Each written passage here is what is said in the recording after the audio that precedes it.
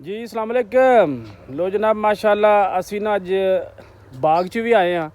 ਤੇ ਤੁਹਾਨੂੰ ਇੱਕ ਬਾਗ ਦੀ ਜਨਾਬ ਮੇਰੀ ਜਿਸ ਤਰ੍ਹਾਂ ਦਿਲ ਬਾਗ ਹੁੰਦਾ ਉਹ ਵੀ ਗੱਲ ਸੁਣਾਉਂਦੇ ਆ ਕਿ ਇੱਕ ਦੋਸਤ ਸੀ ਮੈਂ ਮੇਰੇ ਜ਼ਾਤੀ ਸਮਝ ਲਓ ਵੀ ਇਹ ਜ਼ਾਤੀ ਆਪਣਾ ਵਾਕਿਆ ਹੈ ਕਿ ਬਈ ਪਛਾਣ ਜਿਹੜੀ ਹੈ ਨਾ ਪਛਾਣ ਜਿਹੜੀ ਹੈ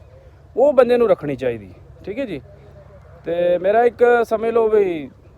ਲੱਗਦਾ ਸੀ ਤੇ ਉਹਦੇ ਵਾਸਤੇ ਨਾ ਮੈਂ ਸਪੈਸ਼ਲੀ ਇੱਥੋਂ ਬੜਾ ਸਫ਼ਰ ਕਰਕੇ ਤੇ ਬੜੀ ਦੂਰ ਮੈਂ ਇਲਾਕੇ ਦਾ ਜ਼ਰਾ ਇਹਤਿਆਤ ਵਰਤਣਾ ਪਿਆ ਤਾਂ ਕਿ ਉਹਨੂੰ ਤਕਲੀਫ ਨਾ ਹੋਵੇ। ਹਾਲਾਂਕਿ ਹੋਣੀ ਚਾਹੀਦੀ ਹੈ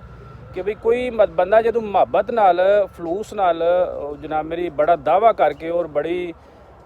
ਸਮਝ ਲਓ ਬਈ ਉਮੀਦ ਲੈ ਕੇ ਆਸ ਲੈ ਕੇ ਦੇਖੋ ਜਦੋਂ ਕਿਸੇ ਕੋਲ ਕੋਈ ਜਾਂਦਾ ਹੈ ਨਾ ਤੇ ਉਹਨੂੰ ਬੜਾ ਯਕੀਨ ਹੁੰਦਾ ਹੈ ਕਿ ਵੀ ਇਹ ਸਮਝ ਲਓ ਵੀ ਮੈਂ ਉੱਥੇ ਜਾਵਾਂਗਾ ਤੇ ਮੇਰੀ ਰਿਸਪੈਕਟ ਵੀ ਹੋਵੇਗੀ ਔਰ ਮੇਰੇ ਜਾਇਜ਼ ਕੰਮ ਜਿਹੜਾ ਜਿਹਦਾ ਹੱਕ ਬਣਦਾ ਹੈ ਉਹ ਵੀ ਹੋਵੇਗਾ ਔਰ ਬੰਦੇ ਦਾ ਜਿਹੜਾ ਨਾ ਉਹ ਮੇਰੀ ਪਛਾਣ ਕਰੇਗਾ ਕਿ ਵੀ ਵਾਕਈ ਇਹ ਬੰਦਾ ਜਿਹੜਾ ਹੈ ਉਹ ਮੇਰੇ ਕੋਲ ਐਡੀ ਦੂਰੋਂ ਆਇਆ। ਔਰ ਅਗਰ ਨਾ ਵੀ ਆਉਂਦਾ ਤੇ ਜਿਹੜੀ ਗੱਲ ਆਮ ਬੰਦਾ ਵੀ ਕੋਈ ਜਾਏ ਤੇ ਉਹਦੀ ਸੁਣਨੀ ਚਾਹੀਦੀ ਹੈ ਤਾਂ ਕਿ ਬਈ ਉਹਦਾ ਮਾਮਲਾ ਜਿਹੜਾ ਅਗਰ ਉਹਦੇ ਗੋਜਰੀ ਹੋਵੇ ਤੇ ਫਿਰ ਮੈਂ ਸਮਝਣਾ ਵੀ ਉਹਨੂੰ ਕਰਨਾ ਚਾਹੀਦਾ। ਤੇ ਉਹਦੇ ਕੋਲੇ ਅਸੀਂ ਪਹੁੰਚੇ ਹਾਂ ਔਰ ਬੜੇ ਇਮਾਨ ਨਾਲ ਬੜੇ ਦਾਵਤ ਨਾਲ ਪਹਿਲਾਂ ਤੇ ਸਾਨੂੰ ਉਹਨਾਂ ਜਨਾਬ ਮੇਰੀ ਕਾਫੀ ਦੇਰ ਕਹਿ ਸਕਦੇ ਹੋ ਕਿ ਵੀ 1 ਘੰਟਾ ਠੀਕ ਹੈ ਨਾ ਤੇ 1 ਘੰਟਾ ਬਾਹਰ ਵੇਟ ਕਰਨਾ ਜਿਹੜਾ ਔਰ ਉਹ ਵੀ ਪਤਾ ਵੀ ਹੋਵੇ ਕਿ ਵੀ ਬੰਦਾ ਪਿੰਡੋਂ ਆਏ ਹੈ ਔਰ ਮੇਰੇ ਪਿੰਡ ਦਾ ਜਾਂ ਮੇਰੇ ਇਲਾਕੇ ਦਾ ਜਾਂ ਮੇਰਾ ਲੱਗਦਾ ਹੈ ਤੇ ਫਿਰ ਉਹਨੂੰ ਥੋੜਾ ਜਿਹਾ ਇਸ ਗੱਲ ਦਾ ਜਨਾਬ ਮੇਰੀ ਕੇਅਰ ਕਰਨੀ ਚਾਹੀਦੀ ਸੀ। ਸਾਡਾ ਜਨਾਬ ਮੇਰੀ ਸਾਡਾ ਸ਼ਿਕਵਾ ਫਿਰ ਕਿ ਅਸੀਂ ਜਨਾਬ ਮੇਰੀ ਵਾਰੀ ਨਾਲ ਜਿਸ ਤਰ੍ਹਾਂ ਨਾਰਮਲ ਸਾਰੇ ਲੋਕ ਜਾ ਰਹੇ ਨੇ ਉਸੇ ਤਰ੍ਹਾਂ ਜਿਸ ਵਕਤ ਪਹੁੰਚਿਆ ਤੇ ਫਿਰ ਉਹਨੇ ਕਾਫੀ ਦੇਰ ਸੋਚਣ ਤੋਂ ਬਾਅਦ ਉਹਨੇ ਆਖਿਆ ਕਿ ਬਈ ਮੈਂ ਜਿਹੜਾ ਨਾ ਅੱਛਾ ਤੁਸੀਂ ਇਸ ਕੰਮ ਵਾਸਤੇ ਆਏ ਹੋ ਤੇ ਤੁਸੀਂ ਇਹ ਕੰਮ ਮੈਨੂੰ ਨਹੀਂ ਸੀ ਦੱਸਣਾ ਤੇ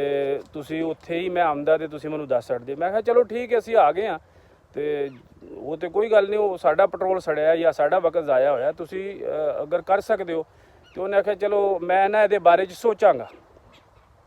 ਠੀਕ ਹੈ।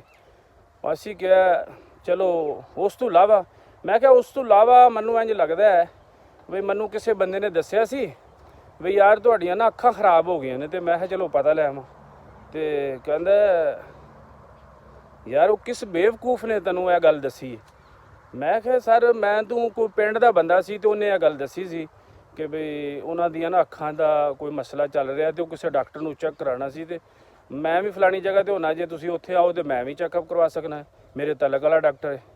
ਉਹ ਕਹਿੰਦਾ ਨਹੀਂ ਤੁਹਾਨੂੰ ਕਿਸੇ ਨੇ ਗਲਤ ਦੱਸਿਆ ਔਰ ਮੇਰੀਆਂ ਅੱਖਾਂ ਬਿਲਕੁਲ ਠੀਕ ਠਾਕ ਨੇ। ਮੈਂ ਕਿਹਾ ਚਲੋ ਠੀਕ ਹੈ ਮੈਂ ਖੈਰ ਬਾਹਰ ਆ ਗਿਆ ਲੇਕਿਨ ਮੈਨੂੰ 100% ਯਕੀਨ ਸੀ ਵੀ ਇਹਦੀਆਂ ਅੱਖਾਂ ਦਾ ਇਲਾਜ ਹੋਣ ਵਾਲਾ ਹੈ ਠੀਕ ਹੈ ਨਾ। ਜਿਸ ਤਰ੍ਹਾਂ ਇੱਕ ਮੈਂ ਤੁਹਾਨੂੰ ਹੋਰ ਵੀ ਗੱਲ ਸੁਣਾ ਦੇਣਾ ਕਿ ਬਈ ਇੱਕ ਬੰਦਾ ਬੜੀ ਆਸ ਲੈ ਕੇ ਇਸਲਾਮਾਬਾਦ ਜਾਂਦਾ ਹੈ ਤੇ ਉਹ ਜਿਸ ਵਕਤ ਆਪਣਾ ਸ਼ਨਾਖਤੀ ਕਾਰਡ ਅੱਗੇ ਦਿੰਦਾ ਹੈ ਤੇ ਉਹ ਜਿਹੜਾ ਅਫੀਸਰ ਸੀ ਨਾ ਉਹ ਉਹਦਾ ਕਲਾਸ ਫੈਲੋ ਸੀ ਤੇ ਉਹਨੇ ਕਿਹਾ ਕਿ ਬਈ ਮੈਨੂੰ ਬੜਾ ਫਖਰ ਹੈ ਕਿ ਵੀ ਸਾਡੇ ਪਿੰਡ ਟਿਊਬਵੈੱਲ ਕੋਈ ਨਹੀਂ ਸੀ ਲੱਗਾ ਠੀਕ ਹੈ। ਟਿਊਬਵੈੱਲ ਪਾਣੀ ਦੀ ਬੜੀ ਪ੍ਰੋਬਲਮ ਸੀ ਤੇ ਉਹਨੇ ਕਿਹਾ ਚਲੋ ਮੈਂ ਇਹਦੇ ਕੋਲੋਂ ਜਨਾਬ ਮੇਰੀ ਅਗਰ ਇਹ ਲਿਖ ਦਿੰਦਾ ਮੈਨੂੰ ਤੇ ਉਹਦੇ ਨਾਲ ਚੂँਕਿ ਉਹ ਟਿਊਬਵੈੱਲ ਦੇ ਮਹਿਕਮੇ 'ਚ ਸੀ ਤੇ ਉਹਦੇ ਜਨਾਬ ਮੇਰੀ ਸੈਨਾ ਨਾਲ ਟਿਊਬਵੈੱਲ ਲੱਗ ਸਕਦਾ ਸੀ ਗੌਰਮੈਂਟ ਉਹਦੇ 'ਤੇ ਗੌਰ ਕਰ ਸਕਦੀ ਸੀ ਤੇ ਉਹਨੇ ਕਿਹਾ ਚਲੋ ਮੈਨੂੰ ਮੈਂ ਤੇ ਨਹੀਂ ਜਾਣਦਾ ਤੁਹਾਨੂੰ ਤੇ ਲੇਕਿਨ ਇਹ ਕਿ ਵੀ ਤੁਹਾਡੇ ਇਲਾਕੇ ਦਾ ਸਰਵੇ ਕਰਨ ਵਾਲਾ ਜਿਹੜਾ ਬੰਦਾ ਉਹਨੂੰ ਮੈਂ ਕਹਾਂਗਾ ਕਿ ਵੀ ਉਹ ਚੈੱਕ ਕਰੇ ਤੇ ਜੇ ਜ਼ਰੂਰਤ ਹੋਈ ਤੇ ਉੱਥੇ ਜਾ ਕੇ ਤੇ ਤੁਹਾਡਾ ਟਿਊਬਵੈੱਲ ਲੱਗ ਜਾਏਗਾ। ਤੇ ਉਸ ਤੋਂ ਇਲਾਵਾ ਉਹਨੇ ਕਿਹਾ ਉਸ ਤੋਂ ਇਲਾਵਾ ਮੈਨੂੰ ਲੱਗਦਾ ਵੀ ਤੁਹਾਡੀਆਂ ਵੀ ਅੱਖਾਂ ਦਾ ਉਹਨੇ ਇਹ ਬੰਦੇ ਨੇ ਗੱਲ ਸੁਣਾਈ। ਉਹਨੇ ਕਿਹਾ ਕਿ ਤੁਹਾਡਾ ਨਾ ਮੈਂ ਪਤਾ ਲੈਣੇ ਵਾਸਤੇ ਆਇਆ ਵੀ ਤੁਸੀਂ ਅੰਨੇ ਹੋ ਗਏ ਹੋ। ਉਹਨੇ ਆਖਿਆ ਮੈਂ ਅੰਨਾ ਨਹੀਂ ਹੋਇਆ।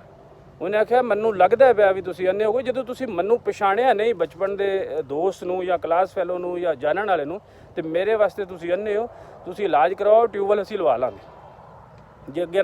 ਅੱਗੇ ਸਾਰੀ ਜ਼ਿੰਦਗੀ ਇੰਜ ਕੱਢ ਛੜੀ ਹੈ ਨਾ 70-80 ਸਾਲ ਤੇ ਅਗਲੀ ਵੀ ਗੁਜ਼ਰ ਜਾਏਗੀ ਟਿਊਬਵੈੱਲ ਵੀ ਲੱਗ ਜਾਣ ਦੇ ਤੇ ਗੁਜ਼ਾਰਾ ਵੀ ਹੋ ਜਾਏਗਾ ਠੀਕ ਹੈ। ਤੇ ਫਿਰ ਉਹਦੀਆਂ ਅੱਖਾਂ ਖੁੱਲੀਆਂ ਤੇ ਫਿਰ ਉਹਨੇ ਕਿਹਾ ਹਾਂ ਯਾਰ ਵਾਕਈ ਬੰਦੇ ਨੂੰ ਅਫਸਰ ਹੋ ਜਾਣਾ ਜਾਂ ਬੰਦੇ ਨੂੰ ਅੱਲਾਹ ਤਾਲਾ ਜਦੋਂ ਇੱਜ਼ਤਾਂ ਦਿੰਦਾ ਜਾਂ ਰੈਂਕ ਵੱਧਦੇ ਨੇ ਤੇ ਬੰਦੇ ਨੂੰ ਉਹ ਸੋਚ ਔਰ ਆਪਣੇ ਇਲਾਕੇ ਔਰ ਉਹ ਲੋਕ ਉਹ ਮਹੱਲਾ ਔਰ ਜਿੱਥੇ ਬੰਦਾ ਖੇਡਦਾ ਰਿਹਾ ਉੱਥੇ ਜਨਾਬ ਮੇਰੀ ਆਪਣੇ ਜ਼ੀਜ਼ੋਕਾਰ ਰਿਸ਼ਤੇਦਾਰਾਂ ਨੂੰ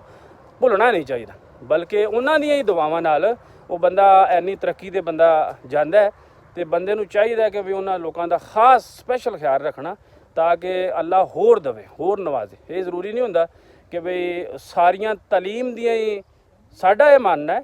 ਕਿ ਹਰ ਬੰਦੇ ਨੂੰ ਜਿਹੜਾ ਨਾ ਤਾਲੀਮ ਨਾਲ ਅੱਲਾ ਨਹੀਂ ਨਵਾਜ਼ਦਾ। ਉਹ ਕੁਝ ਦੁਆਵਾਂ ਵੀ ਐਸੀਆਂ ਹੁੰਦੀਆਂ ਨੇ ਵੱਡਿਆਂ ਦੀਆਂ ਜਿਨ੍ਹਾਂ ਦੀ ਵਜ੍ਹਾ ਨਾਲ ਅੱਲਾਹ ਤਾਲਾ ਉਹਦੇ ਤੇ ਸਪੈਸ਼ਲ ਰਹਿਮਤਾਂ ਕਰਦਾ ਹੈ ਔਰ ਫਿਰ ਉਹਨਾਂ ਨੂੰ ਅਫੀਸਰ ਬਣਾਉਂਦਾ ਹੈ। ਫਿਰ ਉਹ ਜੋ ਅਗਰ ਅਫੀਸਰ ਬਣੇ ਤੇ ਫਿਰ ਉਹਨੂੰ ਇਸ ਗੱਲ ਦਾ ਅਹਿਸਾਸ ਹੋਣਾ ਚਾਹੀਦਾ ਕਿ ਬਈ ਮੇਰੇ ਇਲਾਕੇ ਦੇ ਲੋਕ ਸਭ ਤੋਂ ਪਹਿਲਾਂ, ਜਿਸ ਤਰ੍ਹਾਂ ਕਿ ਇੱਕ ਗੁਆਂਢੀ ਦਾ ਬੜਾ ਹੱਕ ਹੁੰਦਾ ਐਸੇ ਤਰ੍ਹਾਂ ਇੱਕ ਰਿਸ਼ਤੇਦਾਰ ਦਾ ਵੀ ਬੜਾ ਹੱਕ ਹੁੰਦਾ। ਠੀਕ ਹੈ, ਤੇ ਦੁਆਵਾਂ ਯਾਦ ਰੱਖਿਓ। ਅੱਲਾ ਦੇ ਵਾਲੇ, ਮਾਸਲਾਮ।